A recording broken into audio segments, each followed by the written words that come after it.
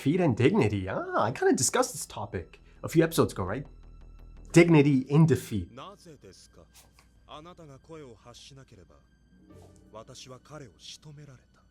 Oh, she's got her reasons.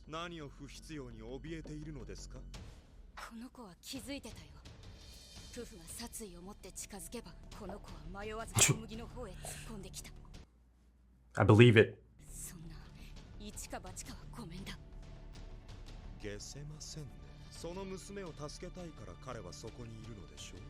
I mean, they baffle you because you're out of the loop at the moment.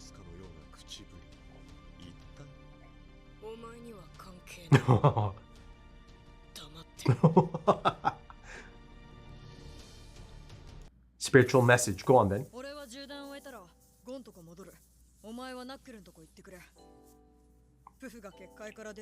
Whoa, he's actually charging up.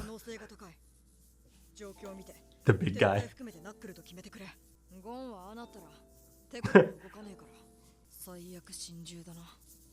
Oh, that's ominous.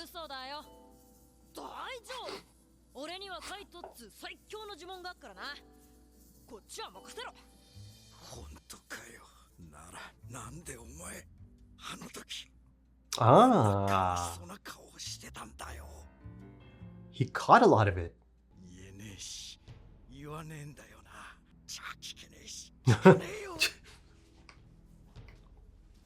Ah, shooting star. That's a beautiful touch. Plans and promises and goals. Two soulmates.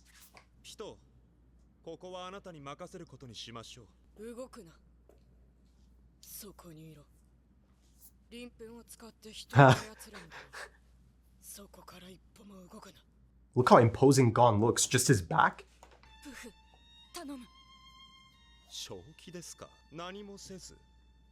Oh. There. She said it. Yeah. Oh. That's a beautiful touch. Much softer light. Quite a bit. Look at this. The effect just simple lighting can have. That smirk.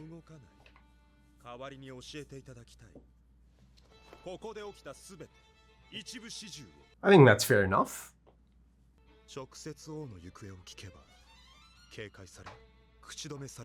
He knows you've got to handle it delicately.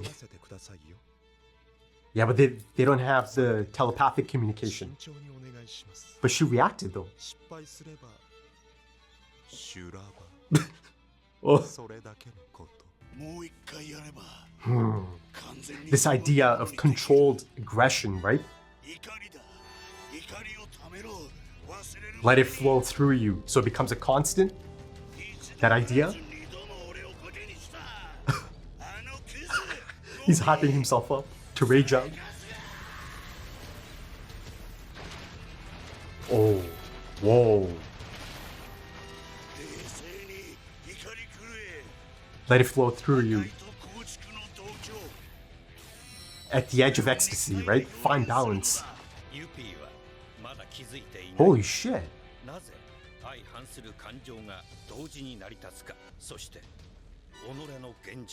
Whoa.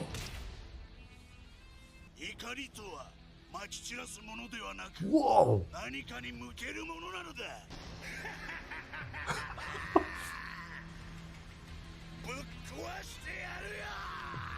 Look at this form. Rage personified, eh? Look at this. It's almost as if he's jousting. Like a knight.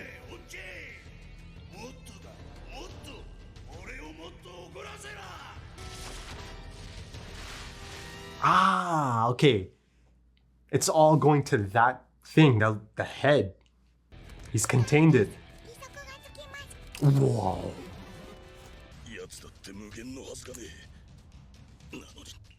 Yeah, this is it. He's reaching his limit now.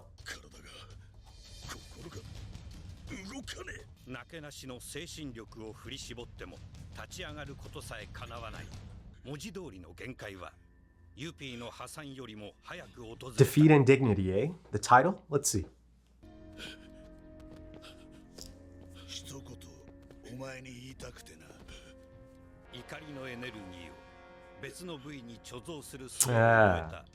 A lot of clarity because of this.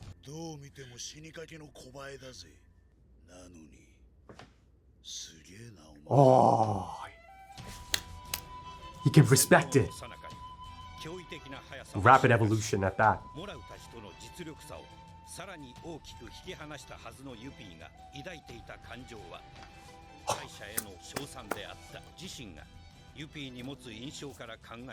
The warrior spirit, he understands it now.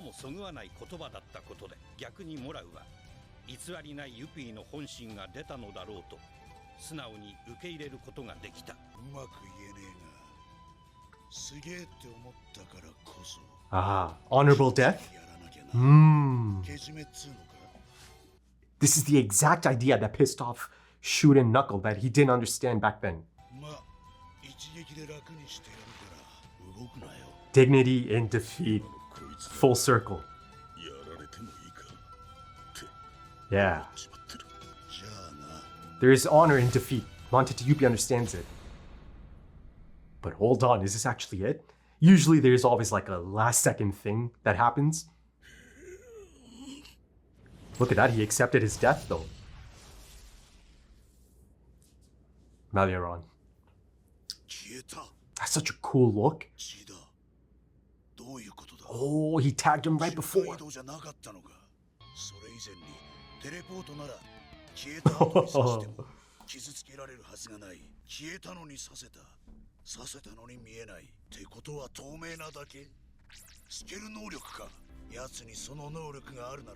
Oh god. Wow, he's putting it together.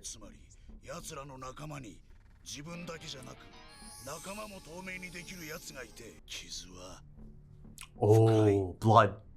Oh, he'll catch up.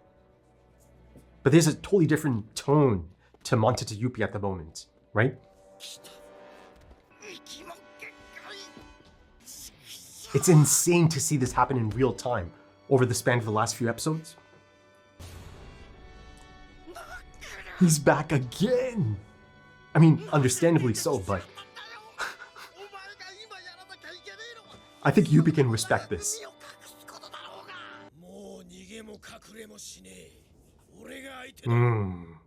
He can respect this. Now he most definitely can. Because Knuckle understands now. Ooh.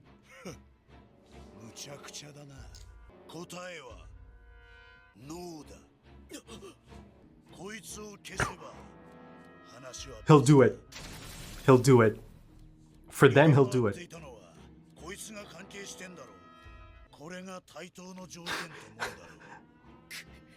Sharp. He can't hear you, man. Oh. Oh, beautifully drawn there. He'll do it. That's just how Knuckle is.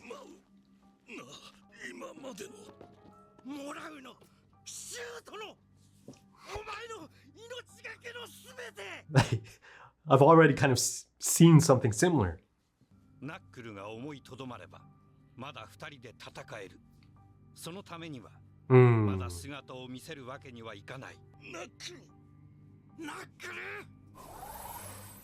Oh.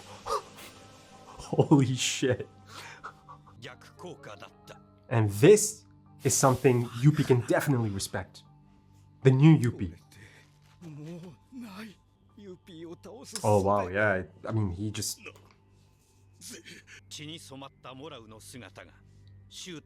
That's his sensei.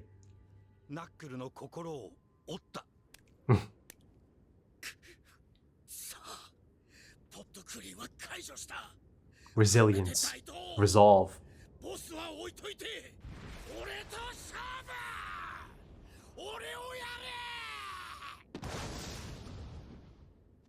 Whoa.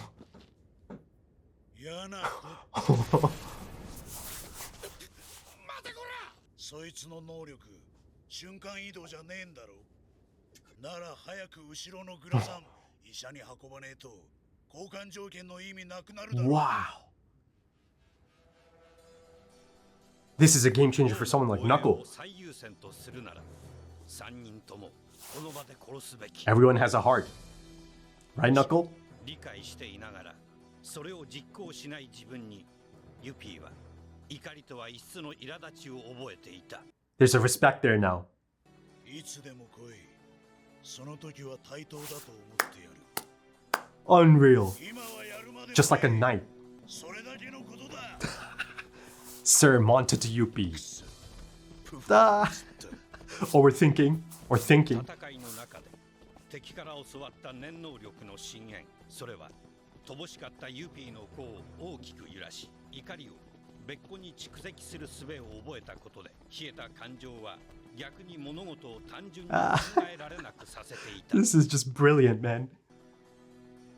Whoa. 奴らを糧に溜めた怒りなのになぜだ奴らに Again, you have respect for them.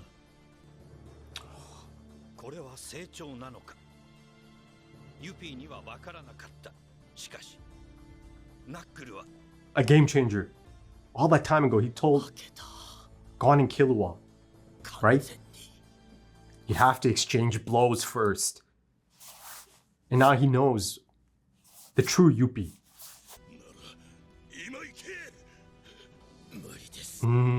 Yeah, that's right.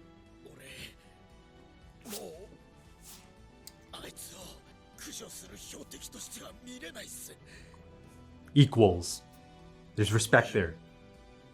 Dignity in defeat.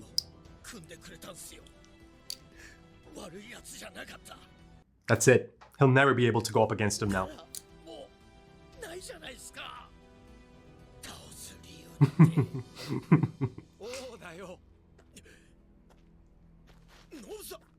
He's back. 兵士がどうこうの話じゃない。王がタクトを振れば、奴らは悪魔にでもなるさ。モラウのはシュートも無事だ。お前たちも一緒に来るか。待て。この甘ったれを殴らせ Holy shit, man. He pulled his hair out? 会長は予定通りの場所に Ooh, the appointed location. 護衛軍が今からどう動こうがもう間に合わない。お役ごめんさ。 Whoa. Whoa. My God. But the fact that he did come back, that's incredible. So are you, my friend. So are you. He's fighting his own battle, internal battle, against trauma.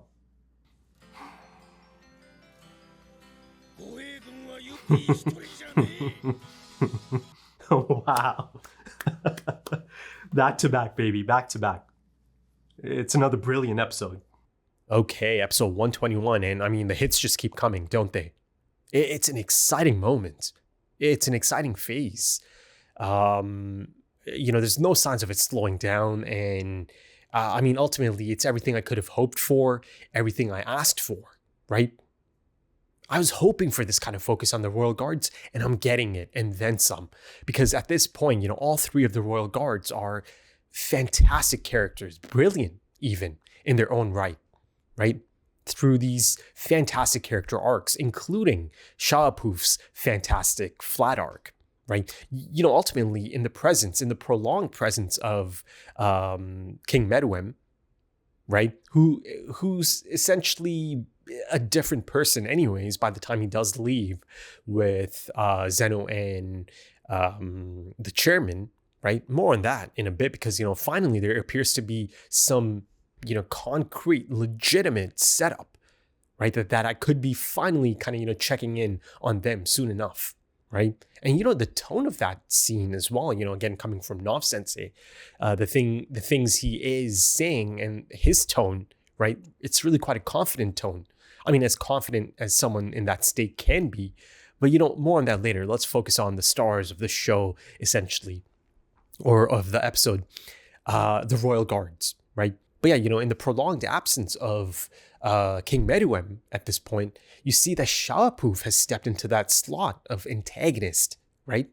He feels more of an antagonist than King Meruem really ever did. In the early stages of Meruem, it's the building blocks, because you see, really soon after, that's not really truly him.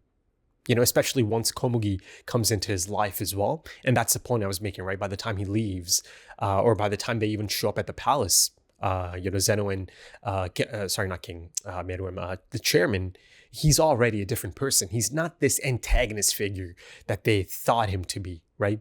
And, ultimately, FILMBuFF does not mind being in that spotlight, right? Kind of filling the slot of antagonist. Just last episode, I was going on about how, FILMBuFF has become one of my favorites of the anime and of this arc. You see that Yuppie essentially accepted the challenge. And in this episode, my goodness, Montete Yuppie, Sir Montete Yuppie, I'm going to go ahead and knight him. I've knighted him, right? Sir Montete Yuppie, because again, some of his actions are worthy of a knight. Now, Montete Yuppie is kind of taking center stage, right? This is just brilliant character work. And again, it's happening really rather quickly, right? That idea of rapid evolution is at play. And it's all by design. It's not something like hidden or anything. You see the narrator reiterates it on many occasions. So, in this case, it's actually really quite effective because, ultimately, I can see, maybe some people looking at it as happening a little too suddenly. The change within, the shift within. But, you have to remember that this is a blank canvas in Montete Yuppie, right? These experiences, these encounters are so crucial, so integral in shaping, characters like Montete Yuppie and Neferpito, right? These are these two out of the three are the ones that are, showcasing the most change, an internal shift, right? Though, that was already kind of present in Neferpito, even if it was quite subtle. Like I said, FILMBuFF's flat arc is just as exciting. It really is, right? He's the one that's not changing. There's been no change at all. And again, that's the reason I'm calling it a flat arc. And listen, there doesn't have to be some kind of positive change or even a negative change. A flat arc can be one of the most exciting arcs as well, because then, you get to experience the final product, right? And, it kind of makes sense given FILMBuFF's form as a butterfly and all of that. I don't think I'm saying anything groundbreaking or anything, but, it's kind of right there in our faces as well. Him already being in his final form. Yet you see someone like Montete Yuppie is going through so many different forms, metamorphosis, all of that. Right, based on these experiences, based on his infield experiences with some really integral people, right? People that he comes to respect. And as exciting as it is for me as an audience member to experience the character work and the character progression and the character arcs, one of the most exciting things about this now at this point is the royal guards getting to see each other, right? And how each one has changed. Again, like I mentioned, FILMBuFF remains the same. He remains himself, but the other two have changed because of the experiences that they have had. And actually, I do kind of get to see it in this episode, don't I? Because you see that FILMBuFF comes across a much softer Neferpito, right? He understands that there's something just fundamentally different about his sibling at this point, The expressions are different. Just the aura, I suppose, that she is exuding at this point, that feels different to FILMBuFF, right? As showcased through his own internal monologue, as he ponders, about the things that happened in his, absence, even though it wasn't that long of an absence. But again, a lot of things happened in that absence. You see Nov Sensei, right? It hasn't even been that long since I last saw him. Minutes, right? Yet, look at his state. Look at his state. Now, I'm going to go ahead and assume that he pulled his hair out. That's the amount of pressure that he's under, the amount of trauma that he's being crushed under. Yet he's still out there.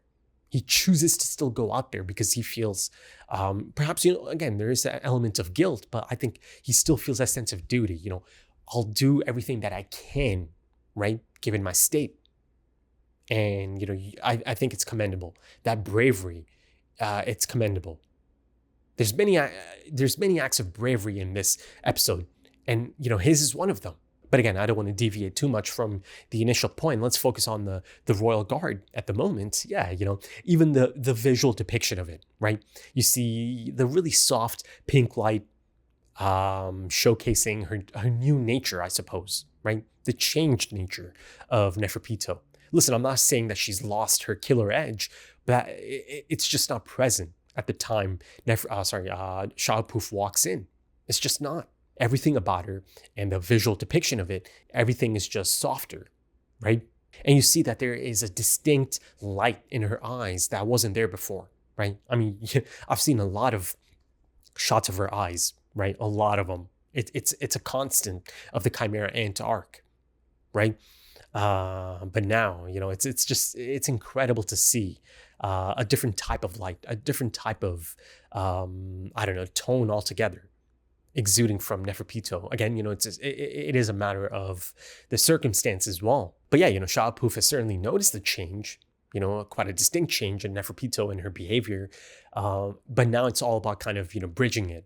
Because, by the end of, those scenes, it's made clear that Shao-Puf needs the blanks to be filled. And, the thing is, even though they cannot communicate telepathically, you see that, they have such an understanding for each other that Neferpito can kind of read his expressions in those moments, right? She can understand that, Shao-Puf isn't all that, hung up on the, the possible bloodshed that can be caused here. He's almost kind of being a troll about it, right? He's like, okay, listen, maybe you can explain things to me, but if it has to go there, then it must go there, right? Then it can go there. So now, it's kind of up to Neferpito to somehow kind of explain things to him, right? And also at the same time, not trigger Gon, right? But, beyond explaining things, again, kind of getting to communicate with each other. I suppose in a manner that is kind of only understandable for those two, right? That only registers for those two. Again, it's a fine balance. It's a delicate situation. So Neferpito might kind of take an interesting approach, right? To kind of keep Gon kind of, at bay, or, make it seem like, Gon's not being completely left out here, right? That he gets something out of it as well. But at the same time, explaining the situation so, Shao-Puf can kind of read between the lines, right? That's the whole point of this. Now, of course, Shao-Puf has tricks up his sleeve. Just recently, there's been quite a focus on all the tricks up his sleeve, right? It was just in the last episode, right? So I could see something like that at play as well. Shao-Puf, he tries it. He almost kind of, thought he had the breakthrough moment, but, Gon told him, nah, you got to hold on, brother. You stay right there.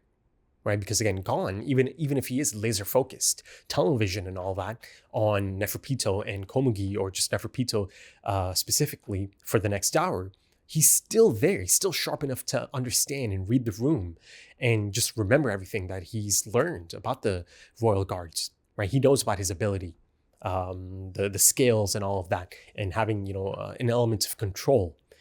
So you see Shao-Puf thought, okay, I'll just kind of step out. I'll let them think that, okay, or I'll let Gon think that, yeah, okay, yeah, that's fine. That's fine. Do your thing. But Gon gets him to stay right there. So, at this point, Gon's holding two royal guards hostage, right? At the least, he's certainly holding one of them hostage. He has been, right? And that's Neferpito. But now, he's got another one on the hook. But, again, I don't think Shao-Puf is trapped or anything. Like I said, he's got tricks up his sleeve. And I'm sure he'll be utilizing some of these tricks in the next episode or two, because they've firmly established that he can be in two places at once, right? So he can still stay there, right? And, satisfy Gon and his command. But then, of course, at the same time, he can be in other places. Again, all of those clones that are set up in the last episode. But again, it might be tricky to actually execute that, right? If he's going to go that route, he'll have to do it in a manner that is, again, sneaky, right? Doesn't land on Gon's radar. I think he should be able to do it. He certainly made it look quite easy against Moral, right? But yeah, in terms of the royal guards, getting to see the change that's taken place within each other, I'm really excited to see how Yuppie might react to Neferpito, right? How FILMBuFF might react to the new Yuppie. Because if you look at it from FILMBuFF's perspective, right, it's going to feel like this is a totally new person, totally different person, right? He'll notice the growth immediately, right? And that might make him think as well.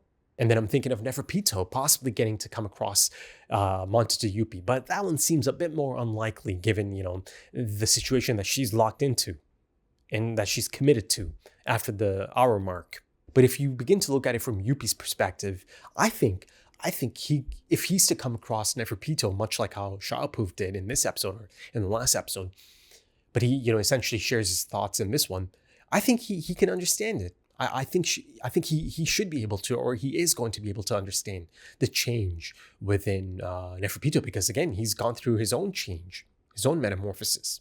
Now, in terms of the likeliest of all of these possibilities, it's got to be FILMBuFF and Montague Yuppie, right, coming across each other at some point, right? And if they are to come across each other, I'm sure, there might be a moment of them kind of just filling each other in, since all of this just took off, right, and separated all of them, because ultimately Yuppie is going to have to describe that, yeah, he's had a run-in with a lot of these enemies, life-altering, mind-altering run-ins at that, and that, ultimately he made the choice to let them go, right? Again, of course, I'll focus on that in a bit, but you have to look at it from FILMBuFF's perspective. These kind of things, if he gets to learn about them, they're going to feel really quite concerning for someone like FILMBuFF. So yeah, at this point, I am anticipating, Montague Yuppie and FILMBuFF reunion, because, that could be fascinating. It really could. To see how Montague Yuppie, the new Montague Yuppie, carries himself in the presence of FILMBuFF and how FILMBuFF reacts to all of this. And FILMBuFF's thought on, a really different Montague Yuppie. Physically as well, right? I mean, this is like the most refined form of Montague Yuppie, isn't it? A centaur. And it's interesting, isn't it? Because, even though he looks like a centaur, it's that image of the knight that keeps coming to mind, that disposition of a knight. But if you look at it from, that perspective, the centaur, the horseman of the apocalypse form, right? It often symbolizes chaos and untamed nature, right? The centaur, that is. Yet in this case, it's controlled chaos. It's controlled aggression, right? Rage personified. That's ultimately the feeling I got from that, right? That he finally has complete control of his emotions. But then again, the other school of thought here is that, to me, he appears to be a knight, right? This regal knight, that he has developed a code of chivalry, right? Courtesy, acting correctly when fighting, to guard the honor of fellow knights, to never refuse a challenge from an equal. It's all right there. It's all there. So yeah, for that reason, I truly believe that he is kind of showcasing the honor of a knight, right? He has developed honor and respect and, mutual respect for an equal, for a warrior. And it's been such a pleasure to see Yuppie's rapidly evolving psychology, right? His strategic mind coming through. I mean, this is someone that's really quite impressive. All of this has always been there, right? But again, his base nature, it was simply all about just keeping it simple, acting on instinct, right? But now you see that, those parts of his psyche have been unlocked. They are being utilized at this point. And, there's that fun moment as he tells himself that, he's beginning to sound like FILMBuFF, right? Now, that might be because of the saying. Maybe it's as simple as that, that's all there is to it, right?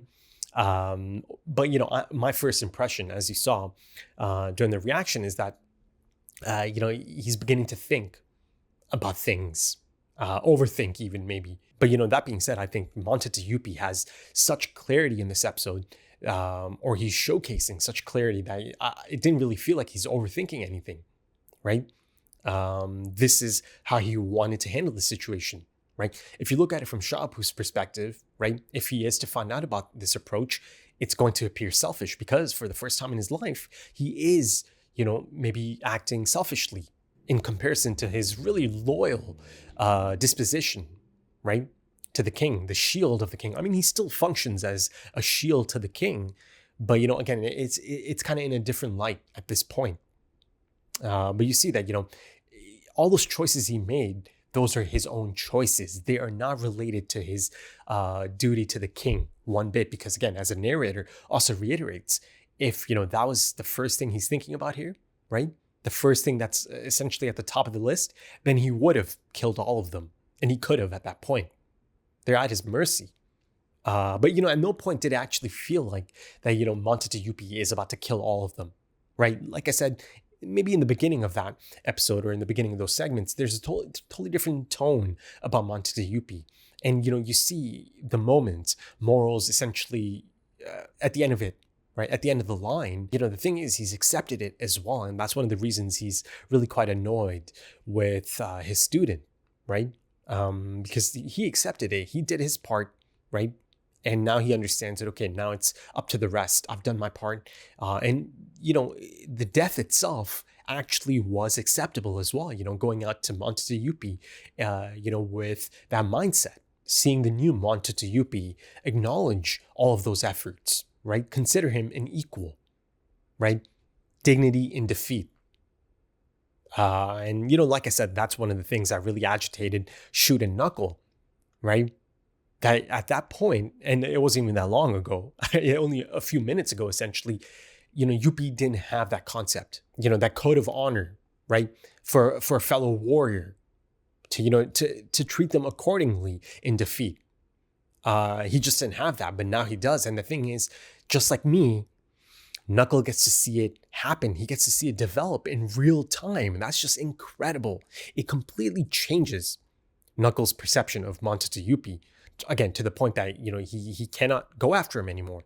He cannot be considered an active enemy anymore for someone like Knuckle. And that makes sense. They set that up all that time ago, in the Killua, the post-NGL training arc, right? Shoot, Killua, Gon, and Knuckle. And again, if you go back a few episodes inside of the apartment complex, as they kind of shift from character to character and kind of give us a bit of insight, internal, monologues and just these concerns that they might have. Once it got to Knuckle, it was all about, okay, Ikalgo and Meliorron have good hearts, right? These are good people.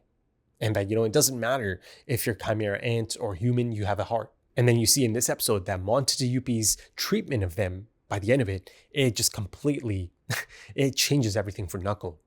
As far as Montezuma is concerned, because you see, as he tells Meliorron, there's other royal guards out there as well. So that should be interesting. So yeah, it'll be interesting to see if Meliorron catches Knuckle up to speed, right?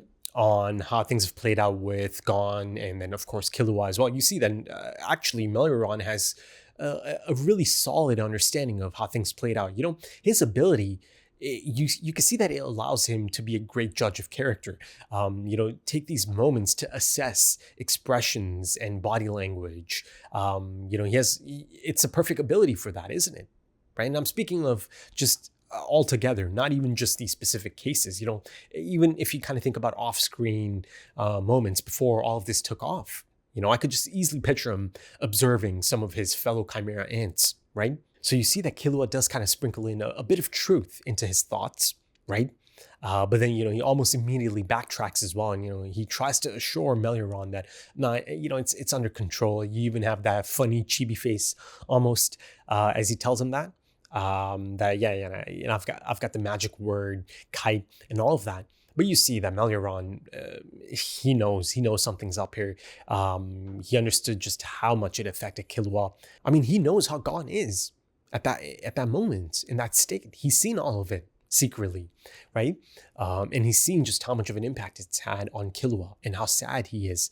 And he also understands that Killua doesn't really want to talk about it. So he himself, Meliorron that is, doesn't want to push for that either, right? You see that he doesn't truly want to, really keep jabbing for these answers. He's okay that Killua doesn't want to talk about it, right? He doesn't want to make it uncomfortable for himself, or for Killua, because ultimately he understands that this is something really difficult for Killua, right? Internally. and he'll let him just kind of handle it as best as he can. But, of course, Killua understands Gon, and he knows that in that state, he's not going to budge, right? And he explains this to Melioron, right? And then, he says something really quite interesting. At worst, he'll trade his life for Pito's, right? So he truly believes that, Gon is capable of that at this moment, given the state that he's in. So you see that internally, he's kind of preparing himself for, that possibility, that type of possibility, that ilk of possibility, right? That extreme, essentially. And then, around that time, he immediately kind of tries to bring a moment of levity to the situation. Yeah. But, I love that little segment as they depart, as they say their goodbyes, Melioron and Killua, right? The camera pans up, and this is actually one of the standout moments of the episode for me as well. The shooting star. At that moment, you see, Killua is telling Melioron that, he's got to be here for Gon. He's got to be by his side. That once I'm charged up, I'm going to go back to Gon. And that kind of took me by surprise. He's actually literally charging up through an outlet. I don't know, it just didn't quite register in that manner for me, that he actually has to charge up through that. But yeah, I thought it was a beautiful touch to kind of showcase that shooting star for split moments even, right? Again, to reiterate the promises they made to each other, or, the goals that they came up with together in that little mini arc. Again, one of the more, beautiful moments of the anime as well. Gon and Killua out there, just hanging out in Gon's home in his backyard, right? His stomping grounds, Whale Island. And yeah, that idea of Killua accepting, yeah, okay, yeah, for sure, I'll join Gon. And then, perhaps throughout all of this, throughout this journey, I'll have my own path by the end of it as well, right? But, assisting Gon is one of those things that he really takes quite seriously. And all of this just kind of goes back to that heartbreaking moment, that dagger to the heart, essentially, Gon questioning Killua's resolve in all of this, right? That it doesn't quite mean the same to him, that it's easy for him. You see, that's the type of thing that lingers. It is going to linger. You see that Melioron also noticed that, right? That sadness, that's a part of Killua, that's a constant at this point. But, I think ultimately at this point in time, Killua is holding it together. But I do feel that, at some point, there is going to be that release, that emotional release at some point, once it becomes too much for Killua to see Gon in that state, to be, dismissive of everything else. But yeah, going back to the initial point about Melioron and Knuckle now pairing up again, yeah, are they going to head there to the guest room, right? And come across Shawapuf, Gon, and Neferpito? I don't know. I mean, they're certainly not going after Montata Yuppie, right? And the other two are in that room. Though again, I do believe that through his trickery, Shawapuf should be able to, be in multiple places, or at the least 2 places at the same time. I think, there's sufficient setup for that, something like that is really quite, or rather likely. But again, let's not forget that Knuckle and Melioron have the element of surprise. For now, at least, right? It all depends in any potential Yuppie and Shawapuf reunion, right? Is Yuppie just going to, tell them, or sorry, not them, tell him everything? Is he going to fail to mention about, Knuckle and again, the ability that he ultimately figured out is not teleportation. And, one of the things that's one of just those jaw-dropper moments, it's of him just simply saying, your buddy's ability, it's not teleportation, is it? So you better get on it quick, right? If you're going to go take the big guy to a hospital or something, to get him looked after. I thought that was such a beautiful moment, and you see Knuckles' reaction to all of that. It's mind-blowing for him. And that brings me back to Nov Sensei making an appearance, a really surprising one at that. And it was a question I asked. Is it a one-off, him coming for a shoot? Or, is this more of like his, opportunity, his chance to play his part? It appears that indeed, he chose this as the part he can play, right? And it's rather important, right? In this, he's saving lives of his comrades. Shoot was essentially at the end of the line, right? If Nov doesn't show up, Shoot's going to die. He's just going to bleed out, and that's it, right? But he rescued Shoot, and he assures everyone that he's fine now. And now he came back for his boy, Moro, right? And he offered it to the others as well, because at this point, essentially, or ultimately the job's done, the mission is complete, right? And this is the tone I alluded to earlier, that there's this confidence in his tone, right? That he's really kind of truly expecting the chairman to handle it, to take care of these things. And he said, it's kind of worded kind of strangely, if I'm being honest, but he said, if they leave now, they'll be too late. I think the sentiment there is that it's too late. It's just too late for the guards to have anything to do with this anymore, right? It's out of their hands now. It's too late, right? At this point, they can't get to the king. But this idea of it being too late, again, it feels like almost kind of like a foregone conclusion in Nov's mind. It's too late. It's done. The chairman is going to take care of this, take care of the, the Chimera Ant King problem, perhaps. So, something really quite interesting going on there. Perhaps, this could be a case of, me not knowing as much as one of the characters or many of them, because, it gets quite a reaction out of all three of them, Meluron, Knuckle, and Moral, and that split frame of them, right? Their reaction. That, he was able to take the king to the appointed location, right? So it's been handpicked, of course, right? It's a deliberate location. And, it is something I've seen in the anime before. You kind of go back to the York New City arc. You see Kurapika bringing Uvogin to a really specific location, right? That they use in multiple scenes before that as well. But, it made a lot of sense that Kurapika had him out there. So, it could be a similar sentiment that they need the king, or they decided that this is going to be most beneficial to get him to this specific location. I guess I'll have a look at it soon enough, right? Or that this location is the best for the chairman's approach in this fight. It's really quite exciting to think about, right? And now you see that slowly it's beginning to build hype for that encounter, right? Because everything else has really been added for some time now. Again, in real time inside of the anime, it hasn't been that long. But again, I'm speaking of the episode count and the time allocated to a lot of these encounters, right? In many cases, profound encounters, if you look at it from a lot of their perspectives on both ends. Right? And listen, the thing is, ultimately, Monster Yuppie doesn't even have human DNA in him, yet humans, right?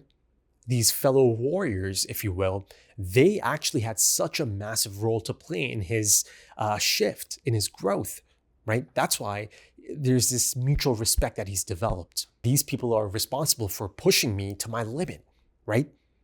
Helping me find new parts of myself, or parts of myself that are just buried so deep within that it needed something like this, right? So I just love this idea of him developing, this honor, right? This code of honor, and this respect for these fellow warriors. I just love it, man. It's, goddamn. It's just, at this point, this is a feeling I get for everything, pretty much everything I like, And I kind of shared this sentiment that, now I'm kind of beginning to dread it, that, it's about to reach, or beginning to reach, its conclusion, perhaps, right? Because most of it is behind me at this point, again, looking at the episode count. Now I'm beginning to get to that point, I kind of want to just pause everything and go all the way back to the beginning of the arc. Listen, I don't want to alarm anyone. I'm not going to do that, but it's a sentiment. I have that feeling for everything I like. But yeah, going back to this idea of Yuppie's buildup not even having human DNA in it, and it being just exclusively magical beasts, yet you see that code of honor, that warrior spirit, that's present, right? It's not exclusive to just humans, right? It's present in all of these creatures, magical beasts including. So I love that in this case, I don't have to say that, it's Monster Yuppie's humanity coming out. They brought out his humanity and he's thankful for it. No. This is a magical beast, right? Through and through. But again, at the same time, I love that, he can see it as, these experiences with these humans that, brought out different sides of him, right? These really brave humans, because ultimately, all of them, you see, Knuckles' final stand, essentially, he is so quick to just, give his life for his senseis. He couldn't bear it, right? And it's perfectly in line with Knuckles' character to be like this. Listen, emotions have they've overtaken logic in many cases over the span of these past few episodes, right? Especially for someone like Knuckle as well. You go back to his resolve to go after Yuppie after Yuppie's treatment of Shoot in those moments as a warrior, as a fellow warrior, right? Not giving him the respect that he deserved in those moments. Right. And at that point, he decided that, there's something a bit more important than, the world or saving the world at that moment in time, at least. And this act of bravery in the face of, short defeat, in the face of absolute terror, right? This is another thing that, that gained Monta Yuppie's respect. He could respect it, that, Knuckle is open to this, that he is able to go to that length, right? To protect his friends, to protect his teacher, his sensei. Let them go. Fight me, kill me, right? So he accepted his death, his life in exchange for his sensei's morals, right? But again, I'm not saying, listen, I'm not giving my, take on, is this a right move for Knuckle to make? Because, from another perspective, it's most definitely not the right move at that moment in time, at least. Right? Because they had no idea of knowing how Monta Yuppie is going to react, right? That he is going to have this code of honor, right? That he is going to treat them with respect in that moment as equals. So ultimately, given Knuckles' nature and his emotions taking over and, essentially emotions overriding logic, I'm not saying that's, definitely the right, move, but it's realistic. It's in character. And the whole idea of that is just realistic, because ultimately this is an unknown for all of them going into such an incredible situation that, I just expected these kind of things to happen. Things change in the field. Killua certainly expected things like this to happen. Emotions take over, and they took over once again in this episode, right? Because that's just how Knuckle is. That's how he's built, right? They made sure to set that up really early on. And, that idea of bravery in the face of absolute terror, that is Nav Sensei. You have to respect it. It's heartbreaking stuff to see him like this. But he's doing his part, man. He's doing his part. Of course, he was hoping that they would have Palm. But yeah, there's perhaps something a bit more heartbreaking on the horizon for Nav Sensei. But yeah, as Nav said, it's pretty much done. The mission is complete now. They've done their part. They've played their part. The guards are separated from the king, and they cannot get to the king at this point. And again, he's quite confident about it. And they could have left at that point, right? So everything from this point on is just because they choose to continue. Knuckle and Melioran choose to continue. And of course, Gon and Killua are kind of locked into really quite a sensitive and delicate situation. Quite an explosive situation, right? So that's going to carry out to its natural conclusion as well. And also, finally, Nav did mention something about, receiving a message from the chairman's messenger. So, I'm not sure if that's a really big deal or if that's just, something functional that doesn't really have anything to do with anything else, beyond this point. But I thought it was interesting as well. And, let me kind of go back to Knuckle disabling APR. That's not just something you can gloss over. Let's kind of focus on that for a bit, because that whole thing, I saw it play out in real time and just how difficult it was to execute, right? And you see that both Moral and Melioran are essentially trying to tell him that, all of that work, it's going to be for nothing. All of that effort, blood, sweat, and tears, it's going to be for nothing. And I felt that. You feel the gravity of that, the impact of that, because I've been there. I've experienced it in real time, right? So the moment he undoes APR, and APR is looking fat, now maybe, APR looking like a fatso makes a bit more sense. Not back then, but not in the last episode, back then it's just cute. I mean, APR is still cute as a big old, version of itself. But yeah, there's quite a bit of aura accumulated at that point, and all of it dissipates. And also, the narrator actually promised me a shocking decision from Yuppie, right? But it won't be until later. I mean, I guess this is it, right? He's speaking of this, the choice to just let them live and just move on for at least that moment. You know, he didn't feel the urge to kill them there. Because again, ultimately, you know, he developed a respect for the fighting spirit, the resilience, the resolve, the honor in defeat that they depicted, that they portrayed. You see that it's going to have quite a lasting impact on Montata Yuppie. My God, I mean, I say lasting impact. It's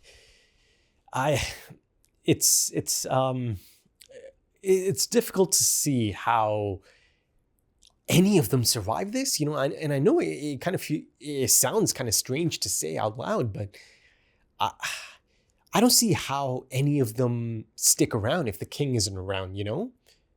I don't know. I mean, I certainly believe there's going to be Chimera ants that are going to be around. You know, I spoke of it again in the last episode's discussion, but you know, those three specifically, the royal guards, they're so intrinsically linked to the king that I don't know. I think ultimately, by the time it's all said and done, there's a good chance that all three of them could be gone as well, right? If the king is ultimately to die. And then quickly kind of going back to something Nov Sensei said, you know, again, it felt a little bit ominous. He said, their job is done now, and so is ours, right? The mission is complete. But he also said their job is done. Their job is to guard the king, right? To protect the king. But he believes their job is done. You know, this is the thing I was kind of speaking of. You know, there's this element of certainty there. Confidence there that, you know, he truly believes that the chairman is going to handle this situation. And I finally realized something. You know, the voice for Montata Yuppie, now I know, you know, it's Gendo Ikari's voice, and he's voiced a few characters in One Piece as well, I believe. And I know he's Sloth as well. But, you know, the crazy thing is, I actually knew about this voice actor or this person long before I got to experience his work in anime. He used to be the narrator for Pride FC, for Pride Fighting Championships back in the day, right? Again, in its hype days, in its glory days, the golden era of Japanese MMA. So, you know, one of the things I really loved about Pride FC is the show itself, the production of the show itself. But, you know, one element of it, you know, the pre-fight promo that plays in the arena, and then of course on the television as well. You know, they used to be so beautifully and cinematically produced, right? It was right up my alley. I really gravitated to that. But you know, there used to be a narrator. This was the narrator, this guy. You'll have to excuse me, I cannot remember the name exactly. You know, I've read it, but you know, I don't have a handle on it because I kind of have to listen to someone say it first. But he used to be the narrator, so I used to listen to him for years. I mean, I'll post a link, both on Patreon and on YouTube, you know, once this episode drops. So it's insane that I used to listen to this guy for years, right? Yeah, it's like a full circle moment. But yeah, I think that's a really good note to end it off on. Like I said, the hits keep coming, and I'm really quite excited. Because, you know, there's still something really insane on the horizon, and that's the, you know, King Meruem and Netro, the chairman, right? That encounter and everything that's going to come out of that, and the effect that it is going to have on Meruem and his own journey of self-discovery that was essentially at play before he left. I mean, it was in full flow essentially. But yeah, if you enjoyed that, consider dropping a like, consider dropping some comments, give me your thoughts. If you are interested in early access or timer-based full length or even full opacity, consider checking out the Patreon page. The links are in the description and also the pinned comment. There's also links to social media if that's your thing. But yeah, thank you so much for joining me, folks, and thank you for your time, because time is precious. It really is. And I do hope to see you again soon for the next one. Until then, take it easy.